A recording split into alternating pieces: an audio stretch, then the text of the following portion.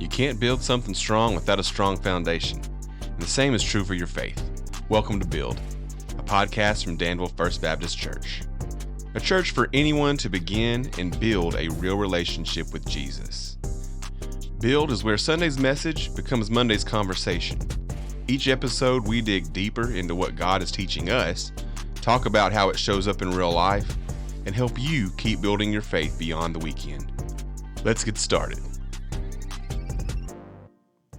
Welcome to Build, the podcast of FBC Danville, where we aim to build on Sunday's sermon and ultimately build on our relationship with Christ. This week was a good week.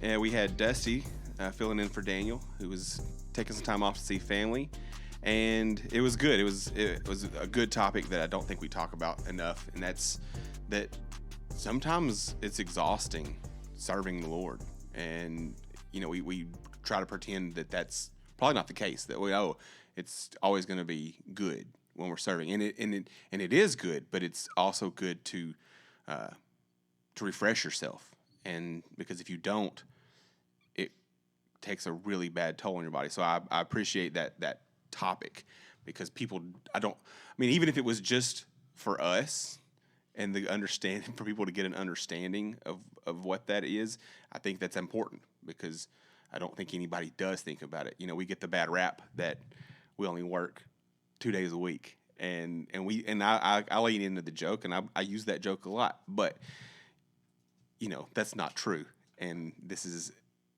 exhausting sometimes. So took some out of 1st and 2nd Samuel, took some stories when just some key points to illustrate some different things, but I'll turn it over to Dusty today to let him kind of give us some of his first thoughts coming off of the sermon. Well, really the first thing that I want to say is when I began to prepare this, it really had nothing to do with being tired. I usually talk about, I preach from where I'm at. That's where God's teaching me. I feel like God's teaching me. Maybe other people need to hear it too, and so that's not where this started. It doesn't come from me being exhausted. It doesn't come from me being beat down or crushed right now. It really came from a perspective of there's times I've led wrong and I've ministered wrongly because, as Daniel points out, I'm an 8. That's my personality. I'm a fighter. I'm like, let's go. I'm a protector of my people. And I see everything as a challenge. I see everything as let's attack this. And I've been guilty of saying, hey, some of y'all are sitting out too long. Some of you are being weak. Get up, do your part. I'm tired of doing your part for you. Come on, we all got to do this together. And, unfortunately, as I read these stories, especially there in 1 Samuel 30, where it says that the guys who said, we're the ones who went to war, we're the ones that deserve the battle, the Bible describes them as wicked and ungodly men who said, we've done it, we get extra share. And I thought, oh my goodness, that's the part that I related to the most as I prepared was those guys, not the exhausted ones. And I thought, man, how many times in my ministry or in my life have I not been gracious or merciful to people who have been serving and have been warring for Jesus and are in a period of rest, and I haven't allowed them to rest the way that they should have because I was judging them because my way is the right way. And that's really where this came from. It came from a study I've been doing called Upside Down Leadership, just focusing on how to be a better godly leader within my home, within the church, and within my job. And I thought, man, that's one way that I've not done well. I don't encourage rest. I don't, I want to push people through every challenge. And there's a time and a place for that, but there's also a time and a place for rest. So it was real humbling for me to just see the way that I had done it poorly, and hopefully I'm prepared to do it better in the future. So that's kind of, as far as the message goes, I think I said, a lot of what I wanted to say. I took quite a bit of time to make sure I got everything in. But well, anyway, so, But I just think, for me, just the takeaway I really hope people took was that whether you're, you're one of three people in ththese stories, these Old Testament stories. I know Daniel told us a couple weeks ago, don't look for yourself as the hero of the story, and that's how we like to be. But a lot of us have either been one of these three types of people at some time in our life, or all three of these at different times. We're the exhausted one, and we just can't push on, no matter how hard we go, and we're exhausted. And sometimes we're exhausted because we've been in the battle and we've been doing a good job. And sometimes we're exhausted because we've been fighting the wrong battles, or we've been carrying loads that we weren't meant to carry, and that's exhausting. Sometimes we're the hero, who, like Eliezer in Second Samuel, he's out in the battlefield by himself, and he's exhausted, and his hand has frozen to his sword because he just won't quit. And God provides the victories. And it says that in that story, it's interesting because it says the other warriors came back, but only to strip the dead bodies. They didn't fight with him. And I've always thought, man, those guys are such cowards, such weaklings. And that's to my shame. And then sometimes we're the wicked and ungodly men who are the ones saying, like, if you don't fight, you don't deserve the prize. And Jesus says, well, you're dumb because you fought, but you still didn't win. I won. And when we see every victory in this life as a victory from the Lord, then we don't care who else shares in the plunder, because the only reason we have a part in the plunder is because Jesus won. So that's pretty much it. If I'd have said it that way, we wouldn't have been here as long. 48 minutes to say that. Thanks, Daniel. First, I want to say, is that a Christmas hoodie? It's not. It's not. It's sweet. It's cool. A Christmas like, present. yeah. Yes, Yeah, my not, bad. Not like Sorry, decorated with I'm Christmas. locked in. Did Yeah. you get No, that for yes, I got Christmas? this for Christmas. Well, Yes, I did. legit. I like it. Thank you. It's Thank cool. you. I like it. Very cool.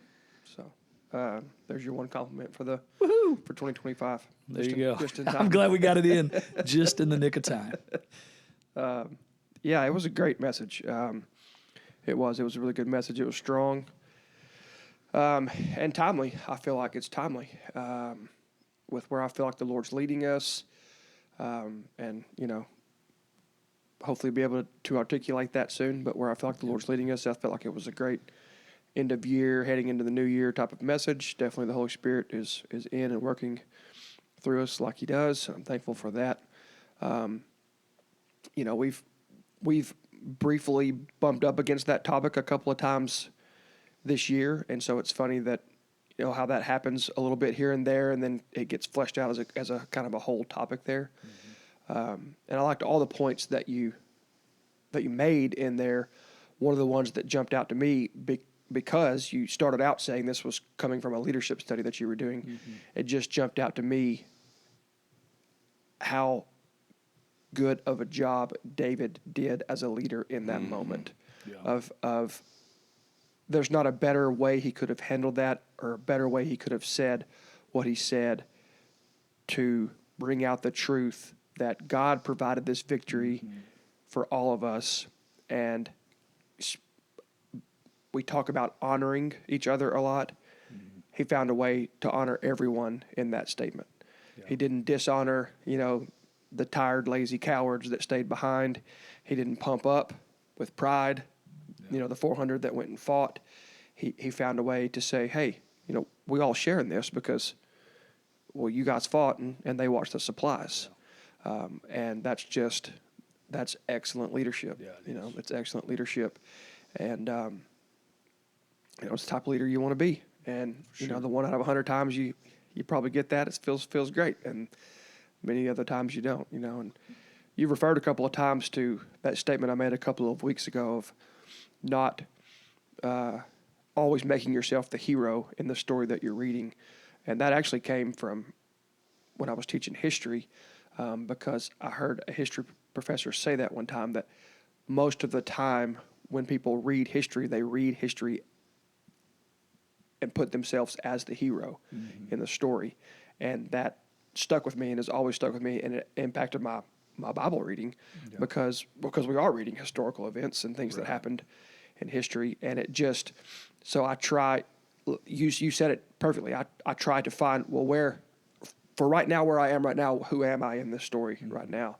And just fight that idea of wanting, everybody wants to be Rocky knocking out the Russian, but not everybody is. And sometimes you are, and sometimes the same person is not, depending on where you are in life. So that was, I like how you brought that point out. And so, just where am I in this story? You're probably, when you read Anne Frank, you're probably not Anne Frank, probably not. Right. Anne Frank was, and that's cool. You're probably not Corey Ten Boom, and that's okay. But maybe you are. Right. And we went and watched the new David movie Monday, the new animated David movie from Angel Studios. It was really good, and it just really did a great job of bringing out in David's young life his humility and how he kept trying to turn people no, even after he had slayed Goliath and everybody wanted to make him out to be the hero, he was like, no, you don't understand, I wasn't scared because I knew God was going to do it. God did it, I didn't do it. And just that humility to always point back to the Lord.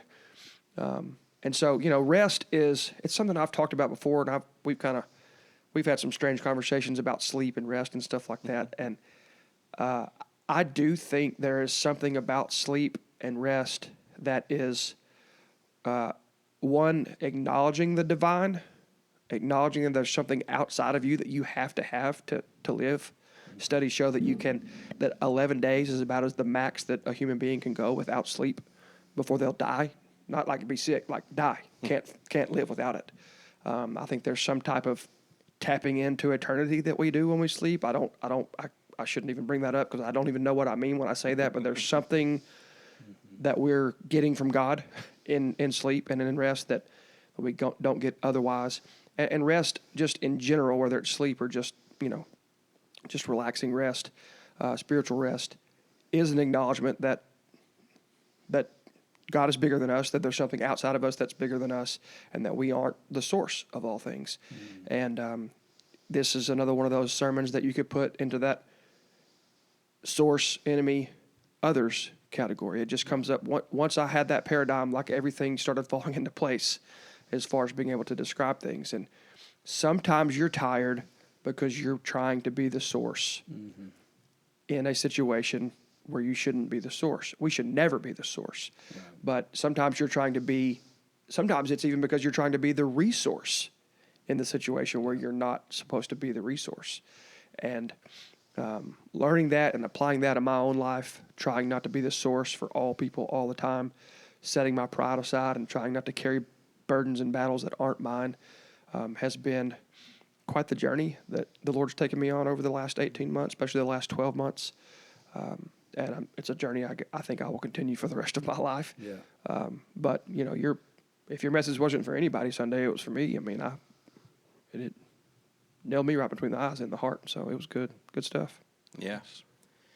I think this message can go two different ways, because I think you could take this and someone could apply it to just if they're a leader, that there's good information. No matter where you lead, you may not be a spiritual leader, but David is such a good source to look to learn how to effectively lead people, no matter what you're doing. And we all probably have stories of being under good leadership and bad leadership, and how that affected really everything in your world. Because if you have any motivation to be good at what you do, you want to prove yourself to whoever your leader is. But a bad leader can take that and destroy you. And that was the thing that spoke to me so much, was David's response when they returned. Like you pointed out, him acknowledging those that, number one, were honest enough to say, we can't go on.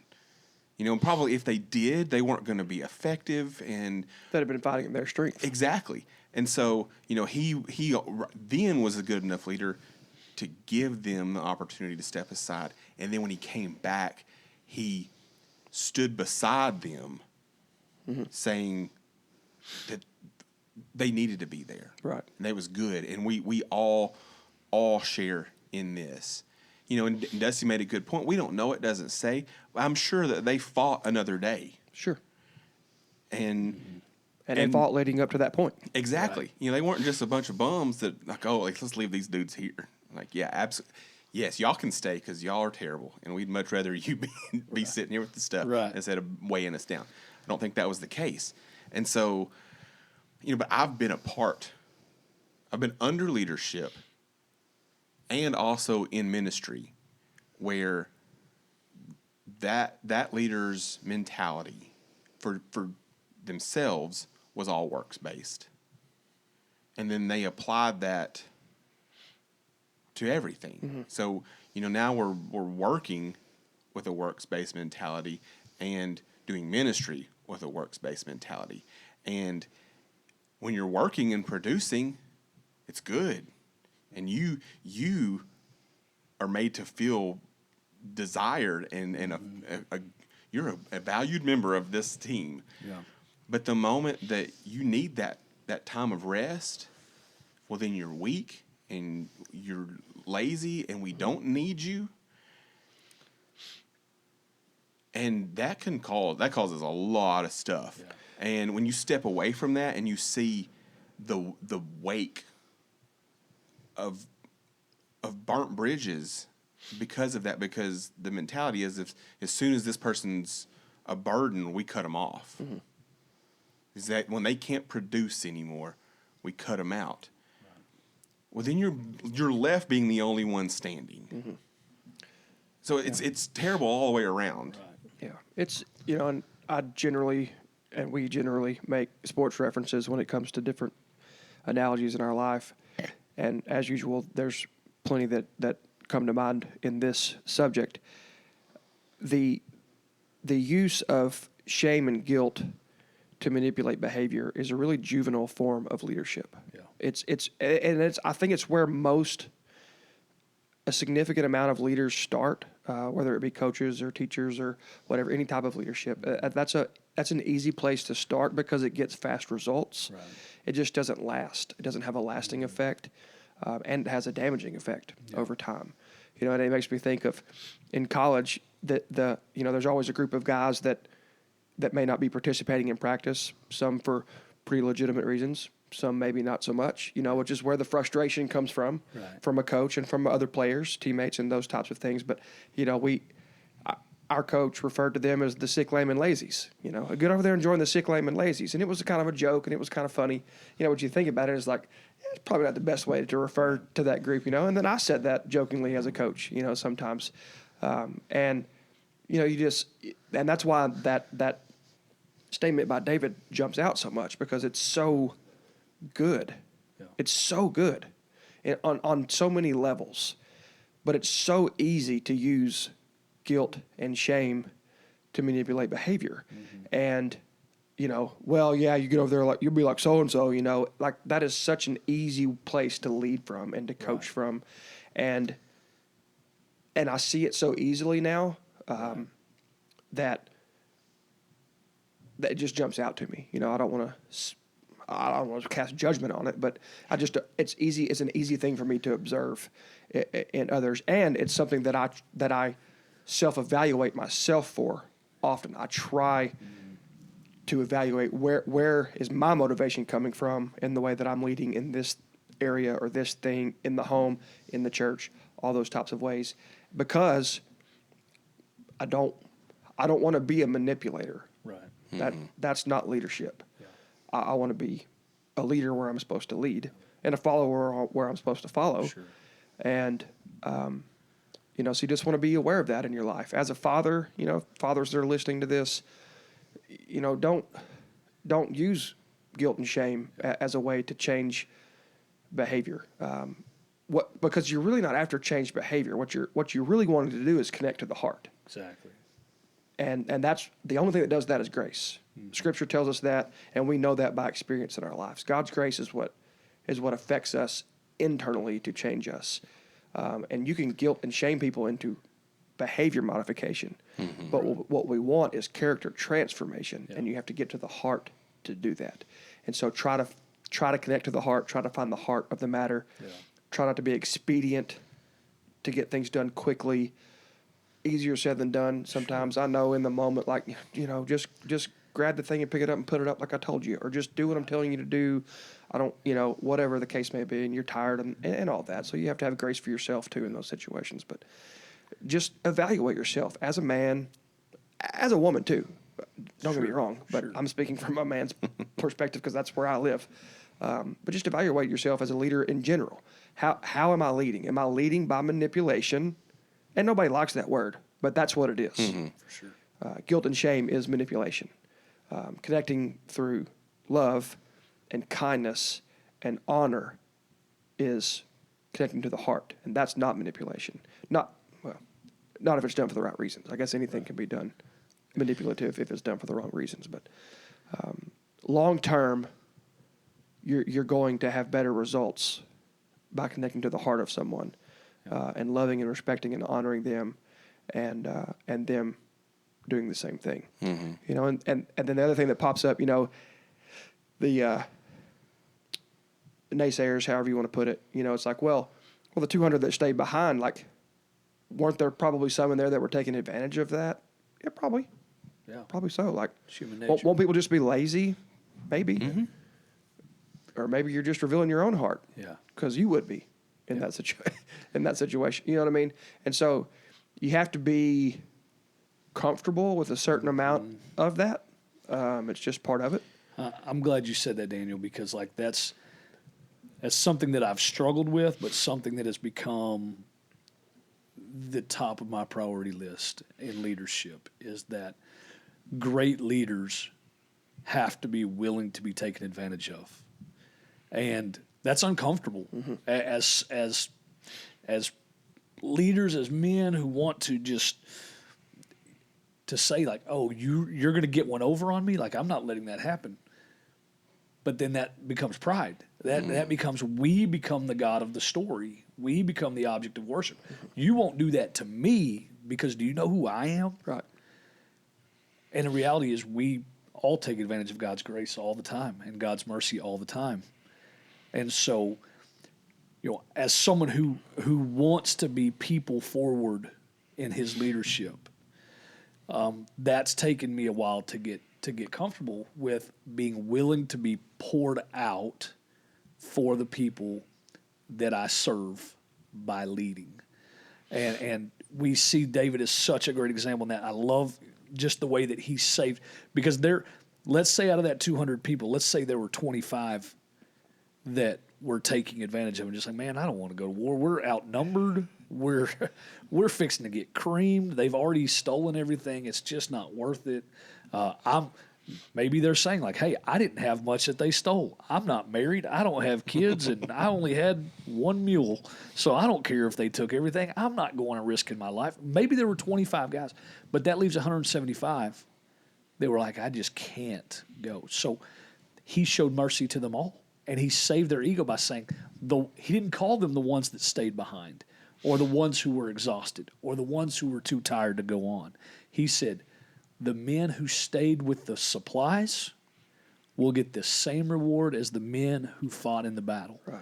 The dignity and honor that he gave them in that moment. And he didn't belittle, even though the Scripture says they were the wicked and perverse that said they didn't deserve it. David didn't say that. David said the ones who stayed with the supplies and the ones who went into battle. He put them all on the same playing field. Because God delivered the 600, God provided victory to the 600, and it really didn't matter which part of that you fell into. You were all on equal footing, because without God, you couldn't have won, and we couldn't have won without you. And God gave us all a victory. And so it's hard because we want to be a leader that inspires, and that's where I think I find a hard balance, is because I want to inspire people to do things they didn't think they could do. And I feel like I'm doing that when I'm pushing them out of their exhaustion and into something better. But the reality is sometimes that 175 that was in there a while ago, if I jump on them, they already feel low as they can feel. They already feel like they didn't do what God called them to do or what they needed to do, but they couldn't help it. Why would I jump on them and make them worse? And I just think this is the difference between people-forward leadership and task-forward leadership or success-forward leadership. And to your point, and I'm going to just talk about at home because that's, going to get me in the least amount of trouble to talk about. But the reality is at home, it's not my goal for my children to do what I want when I'm there. It's my goal for my children to honor God whether I'm there or not. And when you manipulate, when you do some of the leadership things you were talking about a while ago, you get the results you want when you're present. Yep. And when you're gone, you don't know what's going on because you remove the fear, then you remove the results that you want. Our goal is to reach their heart where they know whether we're present or not, they're working for God and not for man. And it doesn't matter whether you're, talking about your home, whether you're talking about the church, whether you're talking about a secular business. I work in the school. It's not my goal. My teachers, I hope, and my students, I hope, on days that I'm not at work, the results are going to be the same as when I'm there because I hope I can reach their heart, and they're doing it not for me and not even for the school, but they're doing it for the greater good, which for us we know is God. Some of them don't even know what it is. And otherwise, when you remove the fear of punishment, you no longer get the results you wanted, and then you didn't really accomplish anything. Yeah, 100%. And I'm going to push on that even a little further too, because I think your analogy and your math there is good. But what if you flip it? What if it's 25 that legitimately needed rest and 175 of them that were taking advantage? What if it's 199 of them taking advantage and only one of them that actually needed the rest? Which leads my mind and heart to Sodom and Gomorrah, right? Yeah. I mean, Abraham talks to the Lord. He doesn't talk the Lord down. The Lord allows Abraham to do this to prove a point, right? And he talked, well, Lord, what if there's only one? What if there's only one righteous in this entire wicked city? Yeah. Would you save it then? Would you spare it then? And he says, yeah, I would. And that's the mercy and grace of God, that it is hard for our human nature to understand because it seems like, so if 200 of them stay behind and really only one of them need rest, that's okay? Well, yes and no. Is it okay to take advantage of stuff and be lazy and do the wrong? No, it's not okay. But does David make it better by coming back and go, well, all 400 of you and this one guy that actually needed the rest, you guys, but you 199, you bums, you know what I mean? Does that actually make things better? No, it doesn't. Does it make them want to fight the next time? Sure. Or quit.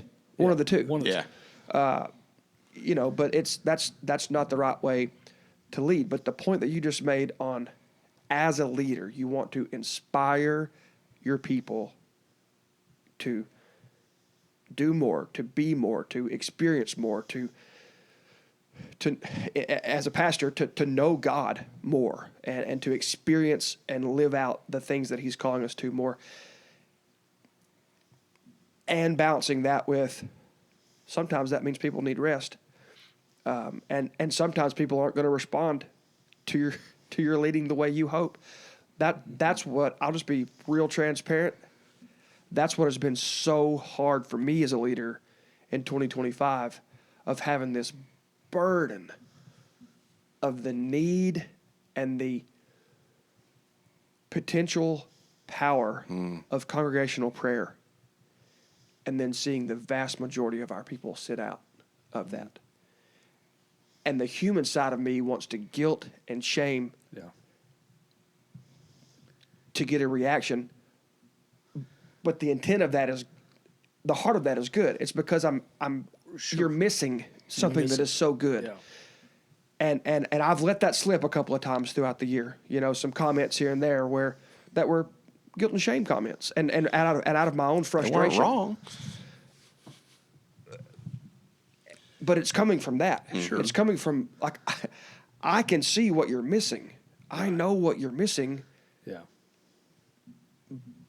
but I keep coming back. Okay, Lord, for whatever reason, it's not for them right now, and so I'm going to lead from grace. I'm going to lead from mercy. I'm going to lead from inspiration, and just share the good as best that I can without guilting or shaming. And I need to ask for forgiveness for the times that I have done that and let those things slip because it's not the right way. And I just know that there's so much potential and power being left on the table for our people. And at the same time, there are also some people that are in a season or that just some weeks here or there, you just need rest. And that's okay too. Yeah. You don't have to be in the church building every time the doors are open in order to be good, to be whatever. Mm-hmm. And so, I don't want people showing up on Wednesday nights for me. Sure. Right. To make me feel good. Yeah. I want us there because I know God. I know God is going to use that. And he has used that. He has used it. And he has in many, many ways humbled me from what I want to happen. And then he reminds me and drops in these things of like, did you see that? Yeah. Did you see what I did there? Yeah. I don't have to have a building full of people to do that. I did that for that. If that Wednesday night was just for that one person, then that's okay. Yeah. Then we've had lots of times like, whoa, didn't expect that. Yeah. Well, and I think, even though I preached an hour, the one thing I didn't really get to say. 48 minutes and 30 seconds. Okay. 48 minutes and 30 seconds. Well, I alluded to it, but I didn't, really expand on it. But like the thing is, and what is frustrating to leaders, and I think David wouldn't have put up with it either. I think he did it in this time. But I think if every time they went to battle, these same 200 men stayed behind, there would come a time as a leader you say, look, you can't do it. When we look at the story of Gideon, and God tells Gideon, like, hey, send anybody who doesn't want to be here, send them home. And he goes and he says, look, if you're scared, if you don't think we're going to win, if you think this is too much, go on home. I think there is a time for that. And I think if there's a difference between these men who have been fighting and who were exhausted and needed to stay behind to have a time of rest with the ideal and the plan of get rested and get back in the fight Get restored, versus perpetual resters. And I think that's what is frustrating to a pastor. I don't want to put words in your mouth, so you can correct me if I'm wrong, but I think what you're saying is not the people who needed a Wednesday off and missed, but the ones who it's frustrating when you just see people in perpetual rest. And perpetual rest is death. Mm-hmm. I mean, death is the state of perpetual rest. And so I think faith, it models that out too. Like if I'm only a spiritual rester, then I'm dead. I'm spiritually not doing anything. I'm not alive. And so finding that balance as a leader of who do I call out of death and into life, which is what God's called us to, and who do I say like, hey, it's healthiest for you right now. Take a month, take a week, take 6 months, take a sabbatical, get right, and then get back in the war and in the fight. And that's, I think David was merciful and gracious in this time, but I think if he had one or two of those guys that were always staying behind, he'd probably say like, bro, hey, something's wrong. Right. Like, what do we got to do to get you where you can be in the battle or just go home?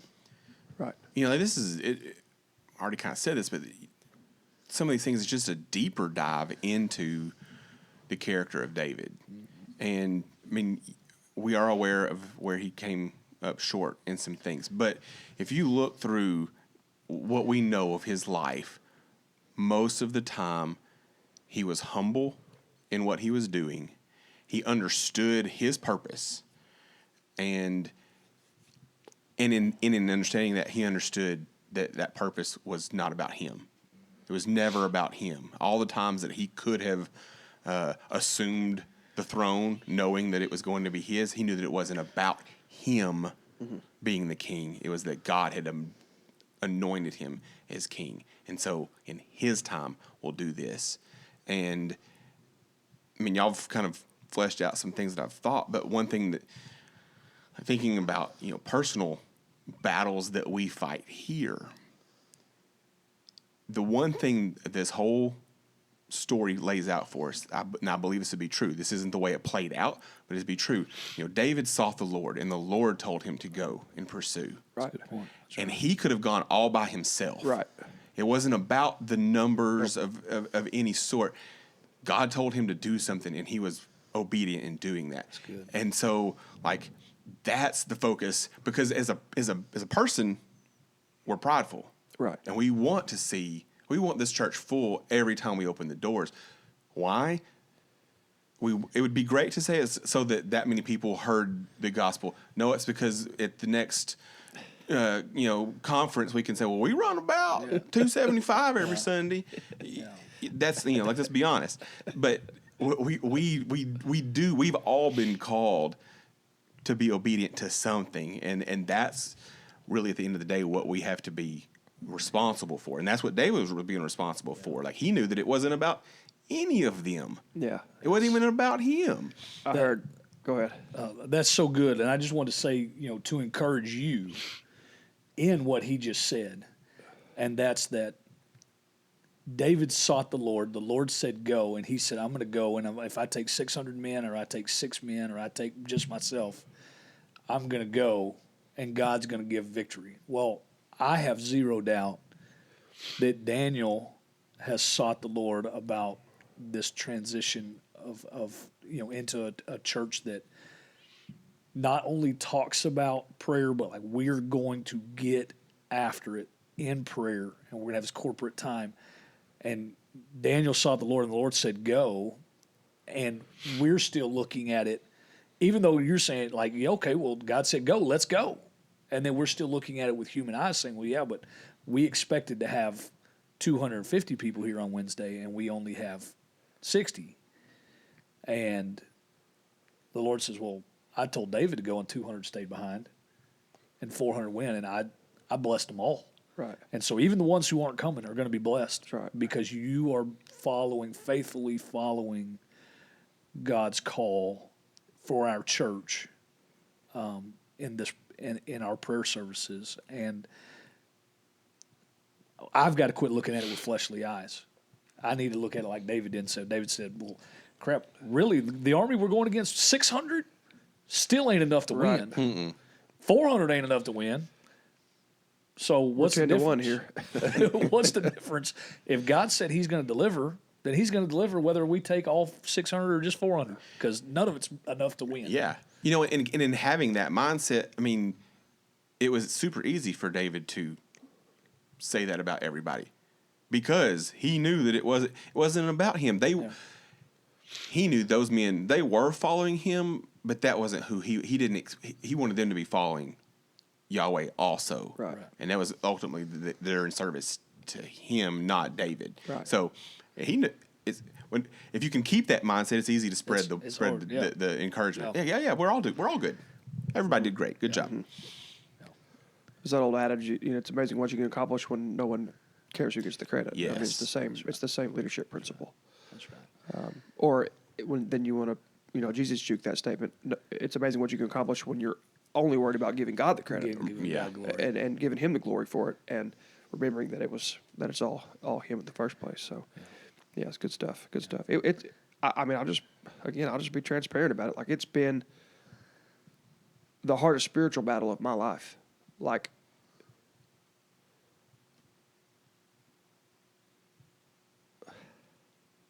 It's funny what people worry about breaking you as a pastor. Yeah. Or wearing you down and wearing you out as a pastor, and how a million miles away they can be from it sometimes, you're doing too much and those types of things. And those are realities, don't get me wrong. Sure. But there's nothing worse than discouragement. Sure. There's nothing worse than that. Yeah. And Satan has tried really hard this year to discourage me in that area, because that is the front line of the spiritual battle. Congregational prayer is the front line of spiritual battle, and he does not want us doing that. And in my weakness and in my flesh, he has almost convinced me on a weekly basis to quit. Yeah. And then the Lord, like I've said, the Lord gives that, well, did you not, like, you remember praying with this person, right? Yeah. Or you know that this happened, right? Or when you anointed this person, like, did you ever see that coming? Yeah. You know? Do you think that person would have walked up and been anointed if there would have been 300 people in that building? Yeah. You know, just whispers every time. Every time I'm on the brink fleshly, just the Holy Spirit just whispering truth into me of like, this is what y'all have been called to. Yeah. Just do it one more week. Yeah. Do it one more week. And, you know, and then some weeks it's like, hey, this was awesome. Yeah. Let's do it every day. That's right. You That's know? right. And so, yeah, leadership, man. It's awesome. It's fun. It's great. Wonderful. All, you know, cash Cadillacs and whatever else Debbie says. Well, and I know you say that tongue in cheek, but really, I mean, the reality is that is what true leadership looks like. Yes. We think of it as being the coach at the end of the season holding the trophy. But what about the season that didn't go the way you wanted? Mm-hmm. Are you less of a leader in that moment? We think about the church that is in the midst of true revival, and they're seeing people saved and baptized, and they're seeing marriages restored, and they're seeing young people called into ministry, or old people called into ministry for that matter, and they're seeing it. But what about when you're faithfully pouring your heart into it and you are following God and you're not seeing the results you want? When we become results-oriented, then I think Satan has the advantage. 100%. Because when the results aren't there, you know, it's. I always talk about it, you know, from a basketball standpoint. Like now that I sit in the stands, it drives me even more crazy than when I was coaching, because I didn't notice it as much. But, you know, people are up there and somebody takes what is essentially a terrible shot, and everyone in the stands is like, oh, and then it goes in, and what does everyone do? Great shot, great shot. Like, no. It's just as bad as it was, whether it goes in or doesn't. You know, like we can't change our mind based on what happens on whether that was the right play or the wrong play. Uh-huh. But we do that spiritually. Yeah. Well, man, I must have missed it. I didn't see the altar call that I thought. People weren't on their face weeping at the altar the way I thought they would be when we said, like, hey, like, people are lost, dying, going to hell, and we should be brokenhearted over it. And no one came forward, so that must have been a bad point. Well, no, listen, people are lost, dying, going to hell, and we should be heartbroken over it. Like that, it doesn't matter what people do. It doesn't matter if they are heartbroken over it. We should be. And so it's so hard to do this thing well. Yeah, because we want to see the world changed. Well, you know, I'm coaching assistant coaching a fourth grade basketball team, you know, and had that conversation in practice 3 weeks ago. We were doing a shooting drill, coming around a chair as if coming off a screen, working on getting our feet set, being properly balanced, you know, facing the goal, all those little things. And I'm just watching that. I'm not even watching if the ball's going in. I'm watching if they're coming tightly off the chair, if they're getting their feet back towards the goal, if their shoulders are turned back towards their goal, if their ball's coming up at the right time. Are they on balance? Are they leaning left or right? I'm watching all of that, and I'm saying good shot based on that. And one of the kids said, it didn't go in. And I said, y'all come here. Yeah. You got to understand something. Yeah. A good shot is a good shot whether it goes in or not. Exactly. What we're working on is doing this right. Yeah. We're working on doing this right. Yeah. Sometimes you can do it right and the ball doesn't go in. Yeah. So I'm not worried about if the ball goes in. Now, we want the ball to go in. We want to win. Like, that's not what I'm saying. But in this drill, when you hear me say good shot, I'm saying good shot if you're doing what we're working on correctly, because over time, that's going to pay off more times than doing it wrong. Yeah. And so understand that. So stop worrying if the ball goes in, and start listening to the little things that I'm saying and try to do that. Yeah. And that part will take care of itself. If we'll be on balance, Yeah. we'll probably make more shots than not. And little things like that. And you just talk about leading through difficult times and things like that. It makes me think of this football season that we just went through here in Danville. The day of the scrimmage, we have a car accident, lose a senior, Nate Foster, beloved kid on the team and in the community. And, going into the year from a football perspective, I know DJ was his second year back. They'd really had a good offseason, really working hard, really had some high expectations and some goals going into the season. And when that happened in that moment, I was like, oh, this is why the Lord brought DJ back. Yeah. It's more than football. It's more than football. And I told him, as a friend, as a brother, I said, there's nobody else in this state that should be leading this team besides you this year. Yeah. And I'm thankful that you're here as the man that you are to lead these boys through this difficult time. It's going to matter more than any scoreboard will ever matter. Right. And, that doesn't go down on a stat sheet. Right. But it goes down on hearts. Yeah. And it goes down on changed lives. And it matters way more than the worldly results. Right. And it was just another reminder of, good being brought out of difficulty, of God bringing beauty from ashes, and of from a leadership standpoint, that oftentimes your best effort and job of leading goes with the least amount of worldly fanfare. Yeah. Nobody, DJ wasn't up for Coach of the Year this year. Yeah. But he should have been. Yeah. Yeah, we all want the Disney ending where that team that experienced that tragedy wins the state championship. Sure. But the reality is that we've seen young men grow as men in ways that a championship season by itself doesn't do. And to me, that is what we're talking about when we say we're people forward leaders. Yes.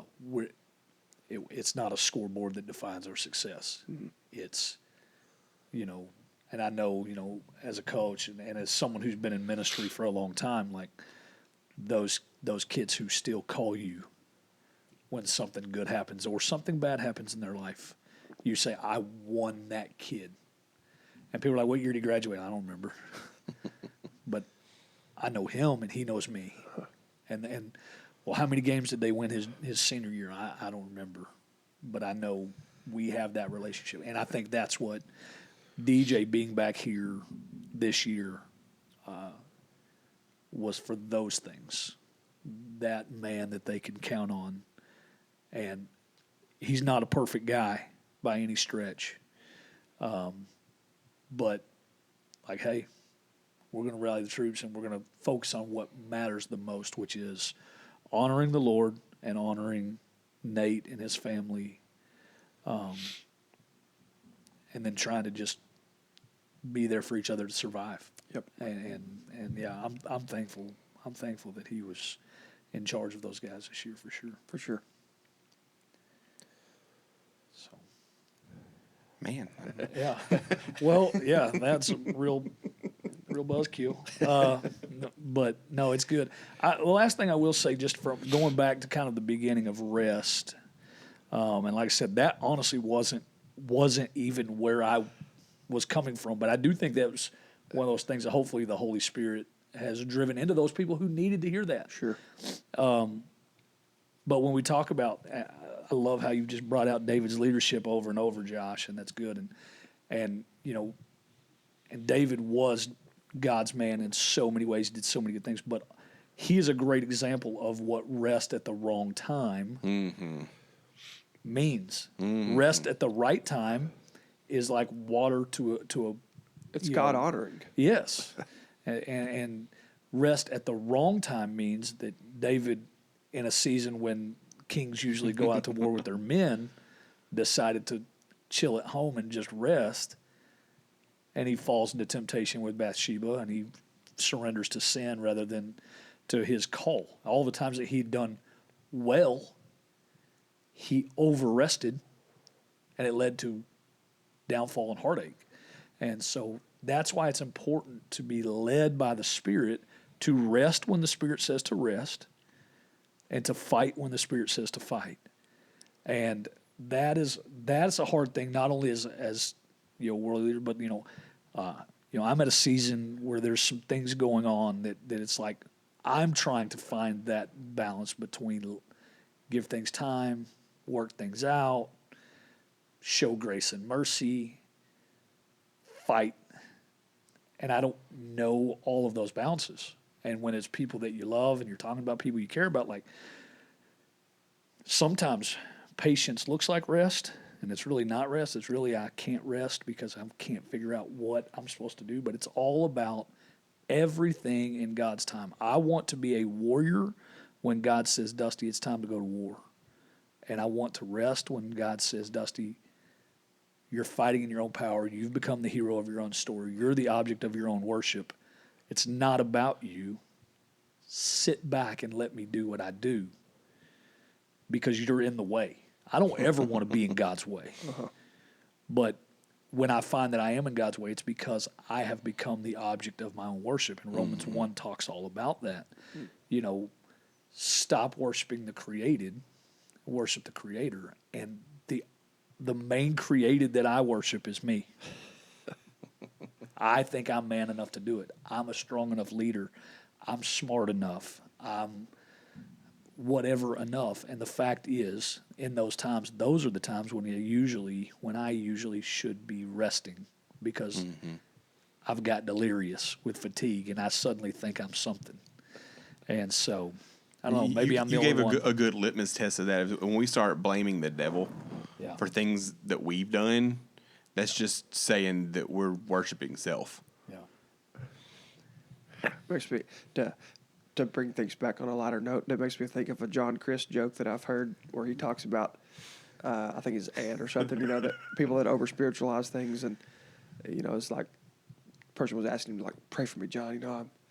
I'm on this diet, and this."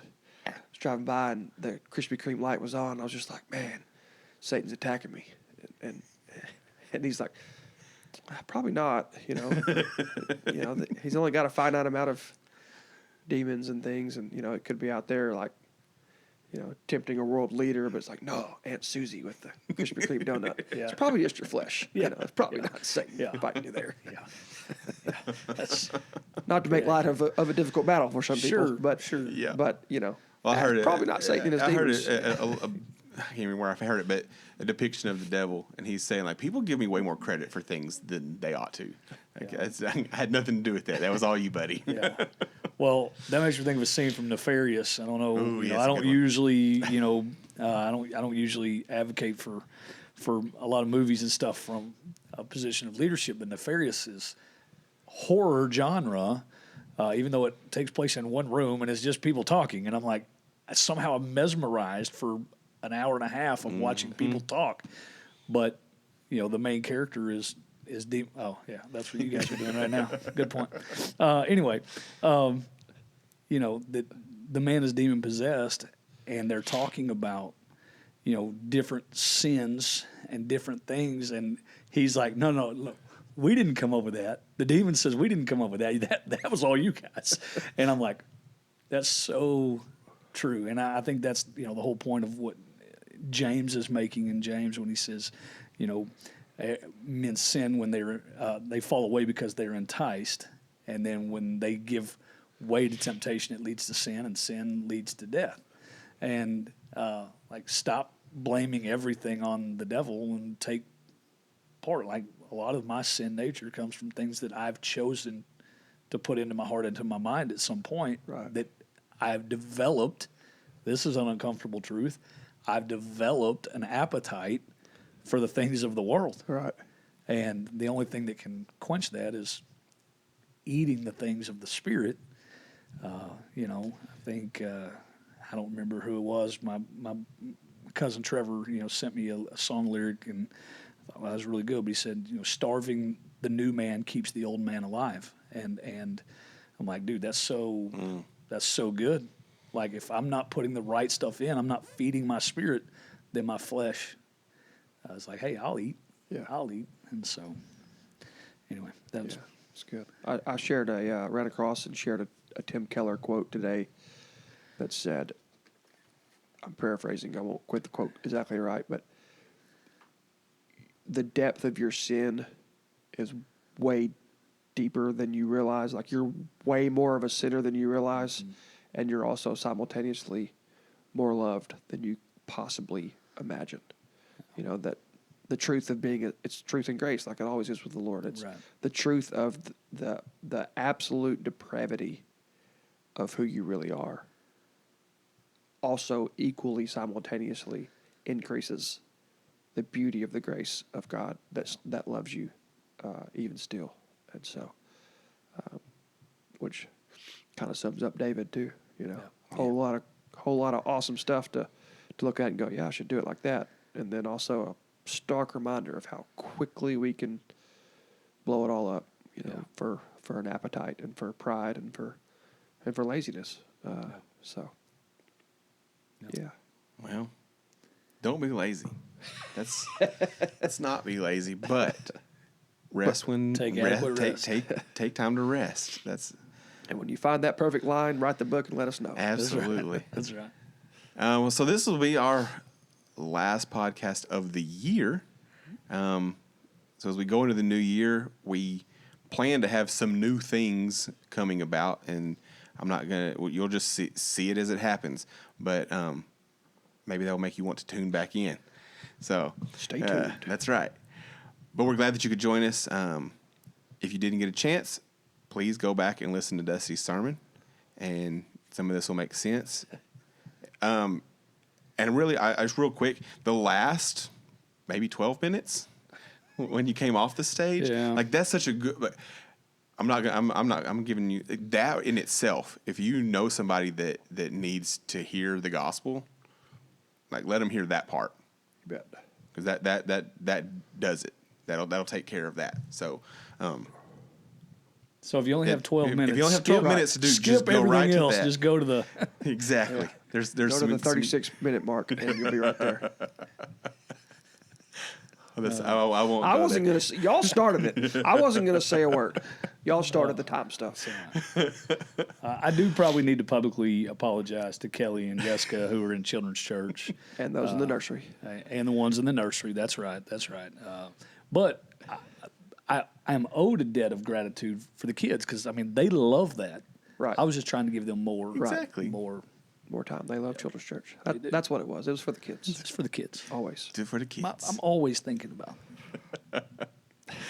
If you don't have somewhere to go this Sunday, please join us at 11 o'clock. And you can also join online if you aren't local. FBCDan.com will get you connected, and that's also a good resource for a lot of different things. You can find the podcast there and just other ways that you could be involved with what's going on locally here. So we're glad that you joined us, and we look forward to speaking with you next week. That's right. Later. See ya. Well, that's it for this week's episode of Build. Remember, what we build with our hands fades, but what we build on Christ lasts forever. If today's episode encouraged you, share it and keep the conversation going. You can find past messages, upcoming events, and ways to connect at fbcdan.com. Let's keep building our faith one brick at a time. We'll see you next time.